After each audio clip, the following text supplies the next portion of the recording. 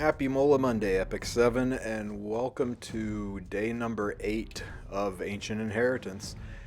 Today we'll be finishing off the Warden, moving up to the Priest, and then I'll show you a really good Ferris team in case you have to fight that mini-boss. As before, here are the completed maps for floor number 4, as well as our map that shows the pathing on floor number 4 for your reference. Now, the Warden has a little bit of health left. I'm pretty sure that I can take it down. I'm going to use basically the same team I used in the other video. The only difference is instead of Zahak, I'll take Lilibet this time. Because of Lilibet's CR pushing, she self-CR pushes 50% and it's 100% if you stick a bleed. And her S3 is very strong. I think she'll be a little bit better at this than Zahak was. So I put Lilibet on a damage artifact, I put Helga on a damage artifact, I put Euphine on a damage artifact. This time I'm putting lots on Prophetic Candlestick to see if it cycles his skills a little bit quicker. Now I'll just let a little bit of this fight run to show the routine in case you missed it in the last video, and then we'll speed through it. So in this fight you basically want to just cycle your DPS units. The Lich will start going faster and faster and hitting harder and harder, and you'll eventually not be able to keep up with it. Now, hindsight being 2020, I probably should have waited here until I got the defense break from Helga in place, but I got Euphine's double hit off. We only need another 900k to kill, and last time I did this I got 1.5 million, and this time with Lilibet I should do an even higher score, so I'm pretty confident we'll clear regardless. Whenever you get the defense breaks, you want to use the dual attack skills if possible. Since I stuck a bleed there, I got the second attack off of Lilibet because she CR pushed all the way up. Green Lots is fantastic here because his S2 pushes the unit 100% and his S3 pushes the entire team up. Prophetic Candlestick did happen there, so that will cycle his skills even faster. I'm just going to ramp this up to full speed because I think you get the drift of it. Stick defense breaks, do damage, CR push, and heal. Nothing magical about this team, it just works. Remember, the Warden does seal skills, so you want to use units like Zahak, like Lilibet, like Euphine, that don't rely on passives. Units like Alencia, not so good because she relies on a passive. And there we have killed the Warden, and that is the last Warden remaining to unlock the Priest. So we can now take the teleports to the North Island and advance on the Priest. So before I teleport, since I'm the one who opened it, I will tag the teleporter that's beside the Priest to let people know which one to go to. So we'll just call this Priest. Very creative. That way when people look at the teleport map, they will be able to see the correct teleport, and nobody wastes provisions going to the wrong spot. Now there's a lot of loot on this North Island, but I'm going to slide up and hit the Priest at least once, and then I'll start running around and getting my loot on.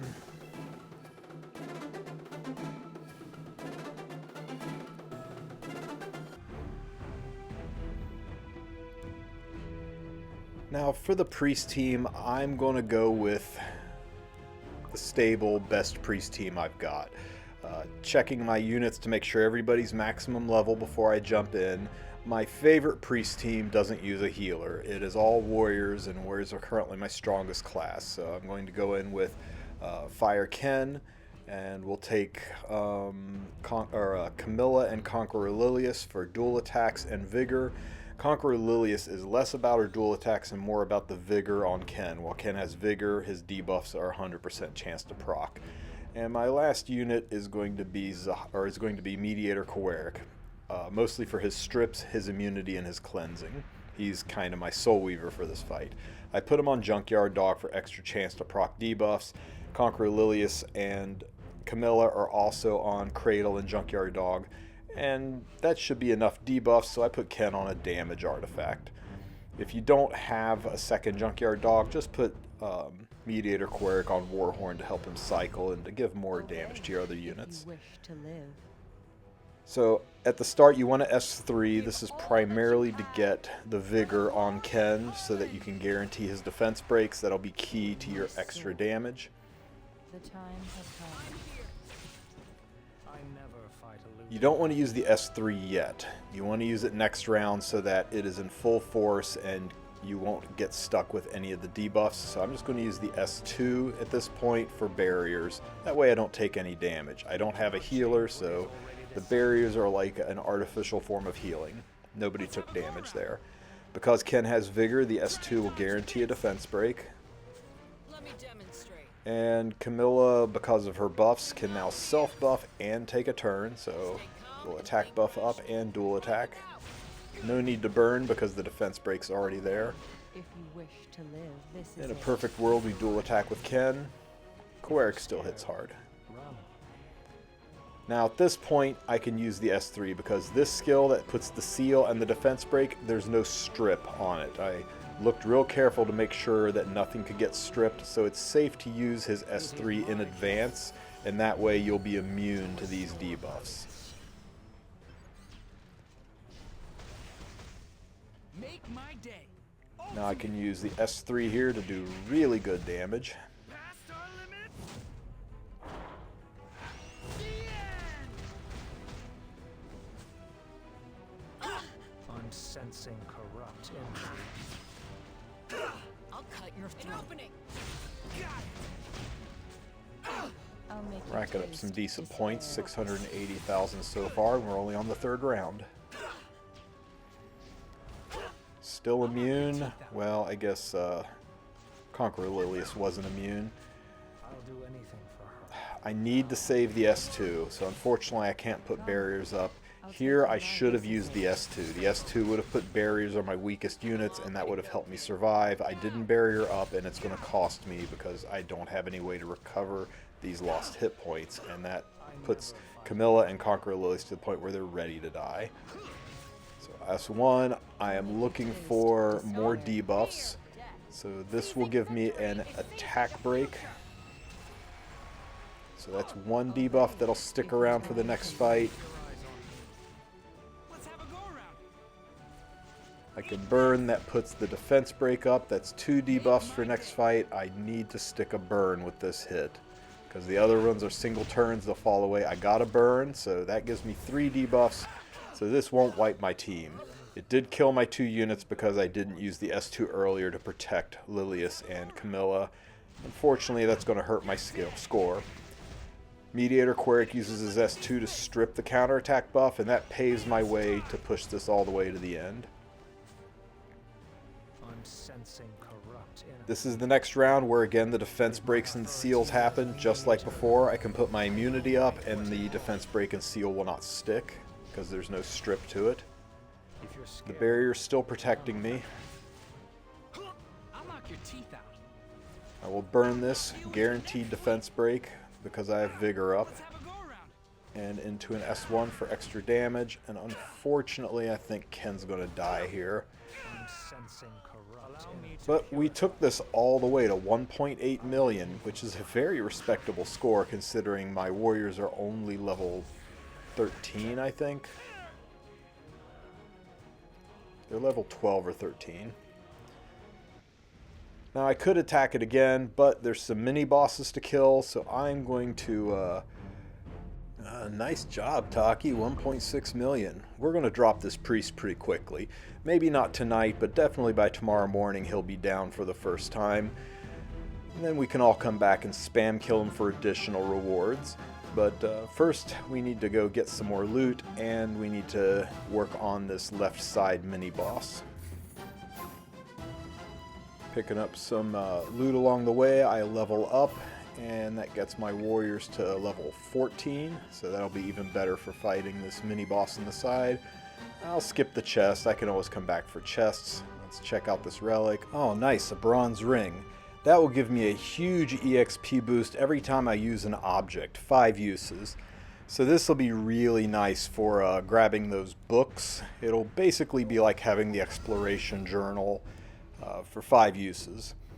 Now there is a book over there, but I'm going to pass on it because hopefully it'll be there tomorrow. But I want to make sure I have enough provisions to take out the mini boss in the corner. Grabbing this scroll. Let's hope it's a good one. It's this one again. I'm low on provisions, but I think the 1000 EXP is worth the 4 provisions, and that's a good chunk of currency for the shop, so we'll grab that.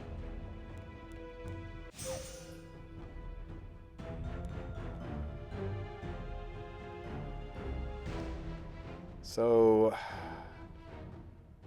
I think I can go to the north of this rock, and it will be a little faster than to the south.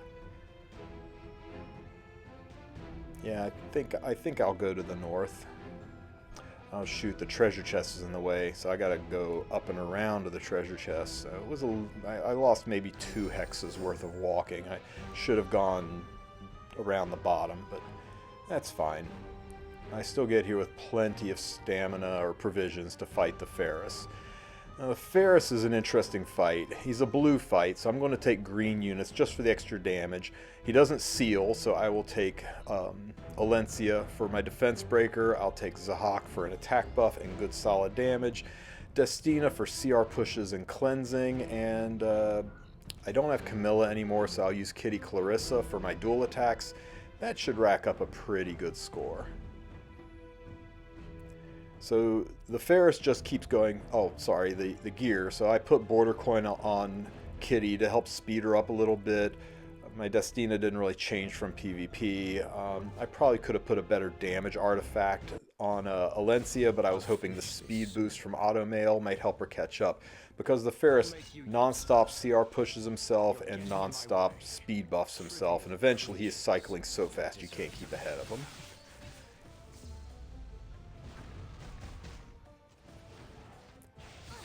Doesn't hit very hard, but he does silence and heal block. So that's what makes Kitty really great for this. Kitty can cleanse the heal block. Destina can cleanse the heal block. Zahak can cleanse the heal block. And even if somebody gets silence, Alencia does her big tricks with silence still on. She still does her double hit. If Kitty gets silence, she can still do her dual attack as long as Loveliness is up. If Zahak gets silenced, you can still soul burn his S1 for extra damage. And even if Destina gets silenced, she can soul burn her S1 for good healing. The biggest trick is keeping the heal buff off. And that's why I really like this team, is everybody has got some form of cleanse. So whoever gets heal blocked and silenced, somebody else on the team can probably take care of them. Other than that, it's a straightforward damage team. You do want to be careful about your souls, because eventually you start taking so much damage that, and eventually Destina will get silenced. It's nice to have a soul burn on her S1 as an emergency heal. This thing has 8 million health, so I don't think we're going to solo it, but I think we'll probably at least get... my goal is 2 million here. The speed buff that the Ferris gives itself just makes things even worse. So here we are, silence on Zahak, silence on Alencia, still able to do all the things I need to do. Double tapping, defense breaking, and Zahak is able to soul burn for extra damage or just do his S1 for extra damage. And Kitty, once she transforms, Loveliness cannot be stripped, so even if she gets silenced, that's fine. And if she gets silenced on a turn where her S3 is needed, you've still got Zahak and Destina who can push and remove the silence. Nobody's really hurt enough to need the heal, but I'm pushing up Alencia because that way I can get a defense break off. I'm going to soul burn it to guarantee it hits. And now I'll get at least 2 hits, one from Kitty and probably one from Zahak, into the defense break. Resist as much as you can. And it's a big S3, so that's nice. We attack buff up and rip the S3 into that defense break. I'll remove you like you never even existed. Nice clean, nearly 100k damage from one hit. So that's great. With the defense break already in place, I really don't need to S2, so I'm going to S3 just to get a defense buff on everybody and make me take a little less damage, reduce the needs of my healer to keep healing everybody. I'll do what I want. Meow. Here. Meow. Show your elders some respect. Now we can reapply the defense break. I could have burned there to guarantee it, but I'm trying to save up some souls so that I'll have the ability to soulburn Destina in a pinch. Resist as much as you can. I'll cut you. Watch and learn. And burn Zahak there because we've almost got 20 souls back. Is it time for me, Meow? And I'm glad I took Kitty instead of Camilla into this fight. She is worth her weight in gold with that cleanse.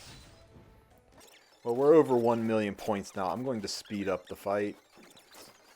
I think you've all got the gist of how this team works. If you still have her, I think Lilibet would be really good in this. Maybe even better than Zahak. I do like Zahak's ability to cleanse and self-buff. But Lilibet being able to CR push is really nice too, and Alencia doesn't really need the attack buff so much. Lilibet's got a stronger set of skills and better CR manipulation on herself. We're starting to get to the point where the Ferris is moving so fast we're struggling to stay ahead of the heal blocks and silences, and we lost Alencia and Destina, and that's going to be just about the end of the run. I should be able to get 1 or 2 more hits off.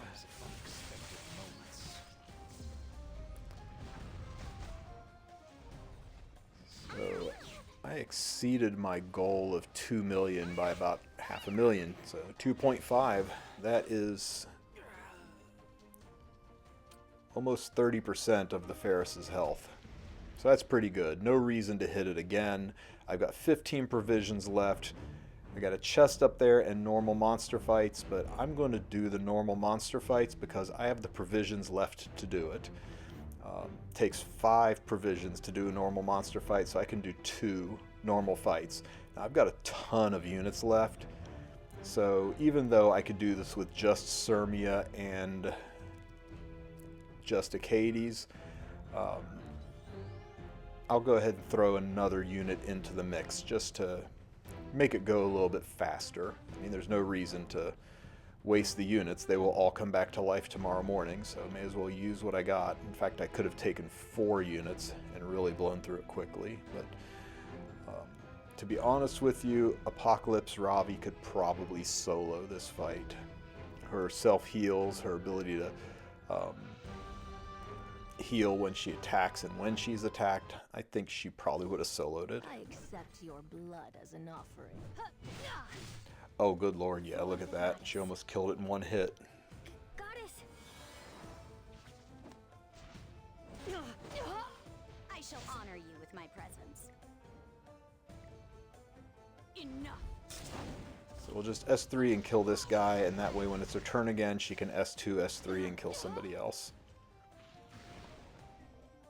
I mean, there's no need for me to run this fight slow. I'm just going to jump to the end. After a crazy fast run, we S3 just for the overkill and soulburn because I'm feeling kind of mean. And that Katie's explodes. I got 850 experience and I got 109 currency. That's about a little more than half of what you would get from a treasure chest as far as currency goes, but you can attack a monster 3 times. So it uses a lot more provisions, but you don't have to wander around. Once you find one, you can kill it to death and kill it to death.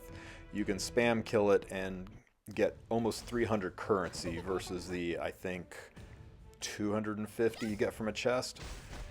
Plus you get a lot more experience if you're not already capped on your levels. So when you go out looting, I do recommend you use up all of your units once, you know, if you have them. It is worth it.